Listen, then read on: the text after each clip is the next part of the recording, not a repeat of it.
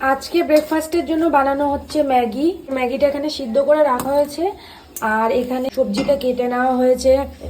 ফুলকপি, আলু, পেঁয়াজ, টমেটো, লঙ্কা, আর এটা রসুন। আর আমার কি বলতো, একটুখানি রসুনের ফ্লেভার খুব ভালো লাগে, তাই মাকে বলি কি একটুখানি যদি রসুনটা যদি ফার্স্টে যদি একটু দেওয়া হয় না, তাহলে পুরো ম্যাগি বলো চাউমিন বলো একটু রসুনের ফ্লেভারগুলো। এখানে মা তেল বসিয়ে দিয়েছে, ফার্স্টে যে এরকম দিয়ে দিল রসুনটা।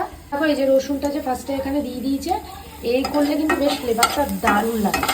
তোমরা যারা যারা ট্রাই করোনি একবার অন্তত ট্রাই করে দেখো, পুরো কিন্তু ভাজবে না, আলাদাই একটা সুন্দর গন্ধ বেরিয়ে গেছে। এইবার হালকা ভাজতে না ভাজা হতে হতে কিন্তু পেঁয়াজ, তারপর যে যে সবজিগুলো আছে সমস্ত সবজিগুলো কিন্তু দিয়ে নিতে হবে। তখনই মাকে বলি ম্যাগি তাই আমাকে করে দিতে, মা তখনই আমার প্রতি রেগে না। মা বলো, বিরক্তিকর।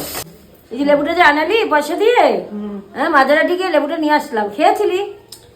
এই লেবুটারও ঘটনা আছে। এই লেবুটা আসলে আমার কাছে একটু পেডিকিওর করতে আসবে। দেখো এখানে কিন্তু ম্যাগি পুরোপুরি রেডি। কার না ভালো লাগে বলো এরকম ব্রেকফাস্ট, তাই না? কি গো মা, আজকে তোমার পুরো প্রিয় মাছ করছো তুমি।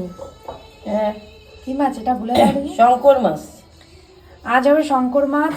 আর এখানে সমস্ত কিছু কেটে রাখা হয়েছে, আলু, পেঁয়াজ, টমেটো, রসুন।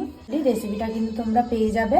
সন্ধ্যাবেলা আজকে ছিল না আমার পড়া, তাই ভাবলাম একটুখানি কিছু খেয়ে আসি। তো গেছিলাম কিন্তু পারিজাতে। তোমরা যারা বিরাটি বেলগুড়িয়ায় থাকো তারা অবশ্যই চিনবে পারিজাত, নিমতা থানা পরেই কিন্তু এই মিষ্টির দোকানটা পড়ে। ওখানে সমস্ত কিছু পাওয়া যায়। লাস্টে কিন্তু আমি মেনু কার্ডটাও তোমাদের দিয়ে রাখবো, যার মধ্যে সমস্ত মেনুগুলো রয়েছে। আর এই দোকানটা কিন্তু পুরোপুরি নিরামিষ। ধোসা থেকে যেগুলো সাইড মেনুগুলো রয়েছে মিষ্টি বাদে, সেগুলো কিন্তু সবই নিরামিষ এখানে দেওয়া হয়।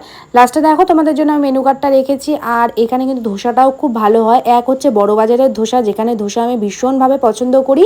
আর দেখলাম এইখানেও বেশ ভালো লেগেছিল কিন্তু খেতে। মেনু কার্ডটা একবার তোমরা দেখে নাও, সমস্ত কিছু কিরকম দাম আছে সমস্ত কিছু এর মধ্যে রয়েছে। তো আজকের ভিডিওটা কেমন লাগলো অবশ্যই জানিও। সবাই ভালো থেকো।